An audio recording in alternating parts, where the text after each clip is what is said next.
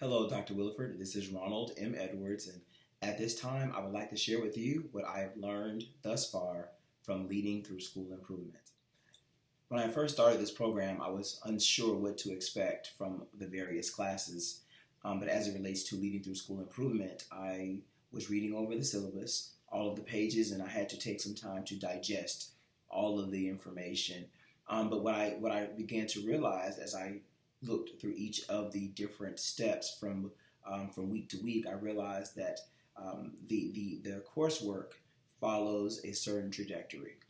In other words, I noticed that the coursework takes you step by step, piece by piece, component by component, and incrementally through a research-based, effective method to leading my school through school improvement, through the changes that need to be done. As you know quite well, leading any school through a change to increase student test scores, to improve cultural proficiency and responsiveness, to engage the stakeholders, including parents, students, staff, community partners.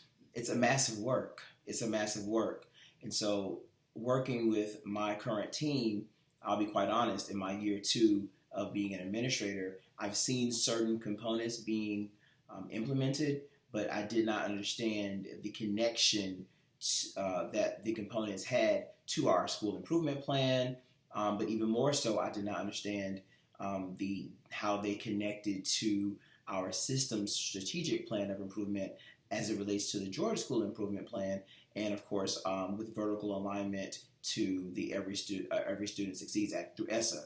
So just from the beginning of this program in week one and week two, collecting all of these subgroup data using the data protocols, looking at the subgroup based on race and looking at our subgroups based on students with special needs, even down to our EL learners, and then comparing that information with the proficiency on the milestones, and then looking at our retention rates, as well as matching all of that data to our school discipline. It brought me to one very critical realization, and that realization is there is a gap between the white students in our school and the black students in our school, as well as the Hispanic and Asian students, in terms of discipline reporting.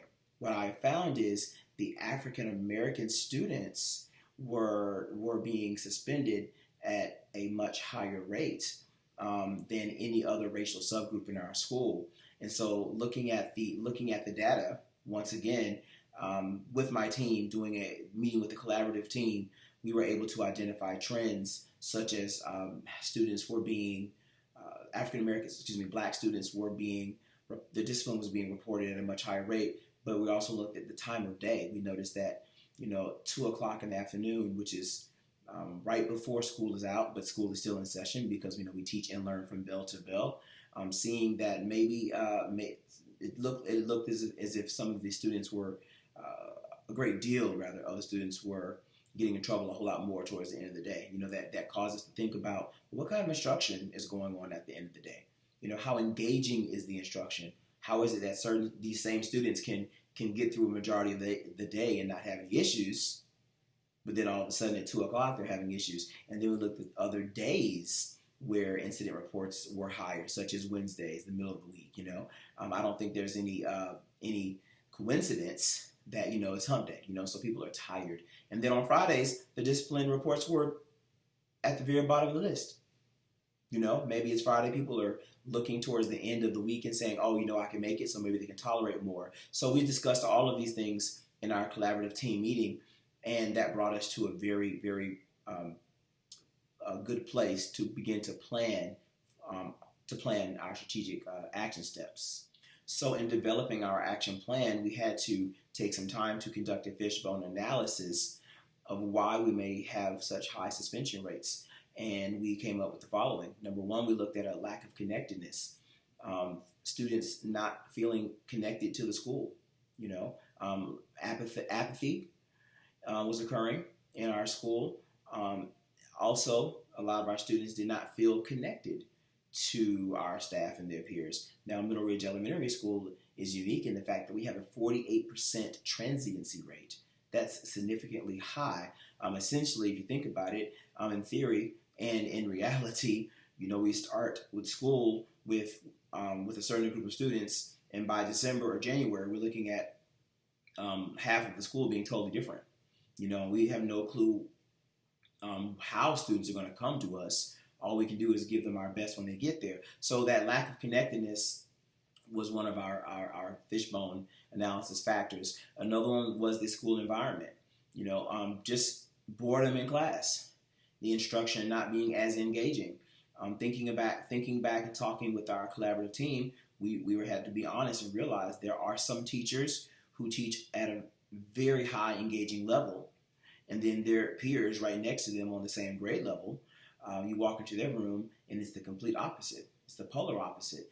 And imagine students in kindergarten having an amazing teacher who uses instructional technology, who engages them, who even takes the time to do special greetings at the door, and then going to first grade and having a teacher who doesn't do any of those things, but still teaching and learning and expecting the child to perform. Elementary is a very, very critical point in a child's life to take the time to understand and appreciate the school environment, and so we had to look at the environment altogether.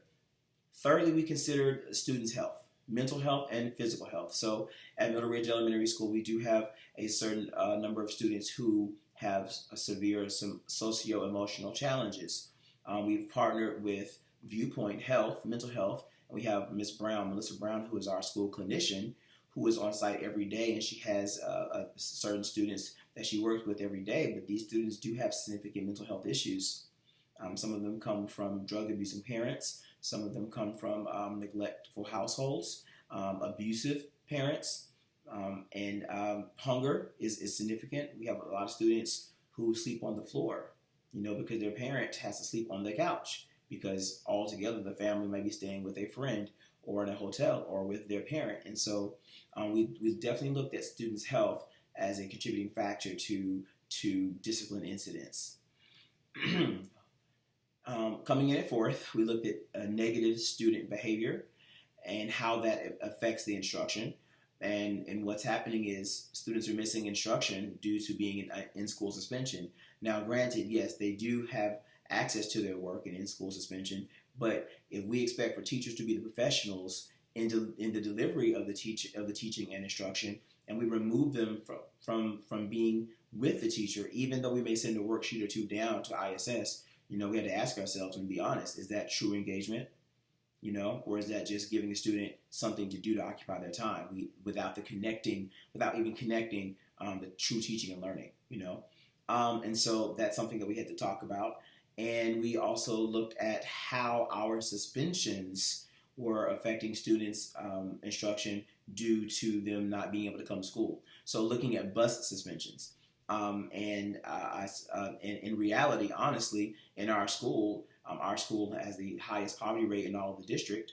If we're suspending students from the bus, then de facto we are contributing to them missing school because they don't have a way to get there. Even though our school policy states that riding the school bus is a privilege, in reality, it is a necessity for many of our students. And so we had to look at that. And then lastly, we looked at pure academic issues.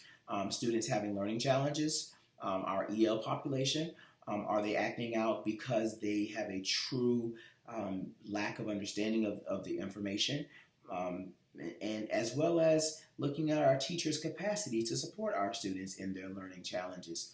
And so all of these factors were realized in conducting the fishbone analysis, and I've learned a great deal about just looking at root causes through working with a collaborative team thus far. Just an amazing process that I'm excited to undergo. So after looking at and discussing all of our root causes using the fishbone diagram, we conducted a improvement prioritization matrix. And essentially with this work, we took some time and listed out all of the possible factors that could lead towards school improvement. And we had chart paper on the walls, and then we color coded all of our information into four different categories, and they include school improvement, instruction goals, professional learning, and community engagement. In terms of school culture, one of our benefits was to increase stakeholder alignment with our school's mission, vision, and core values. One of the consequences that we also understood regarding school culture is some students, teachers, and staff may not be willing to align themselves with our school mission, vision, and culture. In addition, regarding regarding instruction goals, our clear benefit was to realize consistent academic gains and student achievements. One of the possible consequences of this work, I guess not being done properly or efficiently or strategically, is low student test scores, academic deficits, and grade level retention. In terms of the third category, professional learning, our benefit is to increase teacher agency and effectiveness, as well as to build capacity. And one of the consequences is in conducting professional learning in various areas, we need to assess for implicit bias and be prepared for the realization of the presence of implicit bias, racial implicit bias, in particular, based on the data that I discussed earlier in the video. And lastly, community engagement. One of the benefits we hope to realize is to be able to build strong community partnerships as well as increase parental engagement. And a particular consequence that we need to be aware of is no matter what we do, we still may have low parental engagement and involvement, as well as a lack of community partnerships. And so I really, really thoroughly enjoyed doing the prioritization matrix, because looking at all of the various aspects of school improvement, looking at, we had about 5 or 6 sheets of paper, chart paper on the wall in different colors, red, green, blue, orange, and it was a lot. It was like drinking water from a fire hydrant. But then taking the time to analyze our areas of improvement and then breaking them down and ranking them in a particular order, it really helped to make sense. It helps us to come up with an action plan, to be quite frank, and a timeline. And so the 4 categories that we created, that all of the information I discussed falls into difficult but overall broad impact, easier and overall broad impact, difficult and worth it for Middle Ridge, and then easy and worth it for Middle Ridge. And so in the difficult but overall broad impact category, clearly was instruction. Definitely a difficult work, but it's going to have a huge overall impact for sure. Easier and overall broad impact was school culture. We realized that we can definitely tackle school culture first. It's easier to handle overall, but it will still have an overarching impact across the entire school in terms of school improvement. Difficult, however, for Middle Ridge, but definitely worth it, is community engagement. We've tried before to work with with community partners, and we need to take a different approach because we don't get the consistency that we need in terms of community partners. We've gone out, we've even created a street team. We go out and we solicit support, and everyone's on board at first, but as the year goes through, it just becomes difficult, and schedules get hectic, and before you know it, the end of the year comes, and we don't have community engagement in a way that truly will impact school improvement. It's pretty much more name on a certificate. Thank you for being our community partner, but the real work has not been done with fidelity. And that's not to blame the community partners or our team necessarily, but there is more work to be done. So we need to look at being more strategic in how that can be done, being innovative especially in how that being done. And then the last category, using the matrix, is easy and worth it for Middle Ridge, and that's professional learning. We took some time to isolate professional learning for our staff, and also to create a survey I should have said that backwards, create a survey for our staff, launching it, and then based on the data from the survey, creating categories of professional learning, not just qualitative feedback, but then looking at our academic data as well. Okay, so yes, you may want professional learning and classroom management. We can give it to you all day for sure. But we're also looking at our reading scores, and so how can we give you professional learning using scholastic guided reading to help you increase students' reading levels incrementally, and to use the benchmarks to set goals, and teach our students to set goals. So altogether, I really loved using the matrix to help us come up with a plan of priority for school improvement. So altogether, Dr. Williford, thus far in leading through school improvement at Albany State, I've learned a great deal about how to look at the bigger picture, to analyze root causes, to work with a team, to then come up with a system for prioritizing our needs, and then lastly, using the driver diagram to with recommended solutions. And so looking at teaching expectations, we're definitely going to we're going to look at areas for improvement, and then we created ideas or suggestions to make sure that this happens. This includes modeling demonstrations of positive relationships with stakeholders, conducting student interest surveys, and then using that data, and then using the PBIS subcommittee to work with our ambassadors to help come up with a design plan and rollout plan. In terms of feedback and acknowledgement, implementing school-wide socio-emotional learning programs such as Second Step, and then building Second Step into our master schedule. To be more specific, 8:30 in the morning, 3 times a week, is another way. And the PBIS subcommittee is going to do impact checks as a part of the PDSA cycle to ensure efficacy.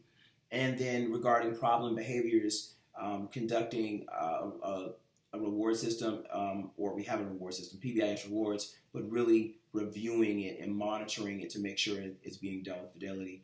And that's a huge administrative piece as well for me. And so I'm really excited about this work altogether, Dr. Williford. I'm very grateful for this opportunity because I think it's very easy to go through the day-to-day hustle and bustle of being an administrator, but knowing why my work makes sense, why my work is important, and how to do it, not just accidentally or even just out of compliance because my principal says to do it, but for me to truly understand why the work is important is ultimately the biggest glean from this class thus far. And with 4 more weeks left, I cannot wait to see how my mind is blown from learning how to improve schools. So thank you so much, Dr. Williford. You are an amazing professor, and I look forward to our continued work together at Albany State University. Take care.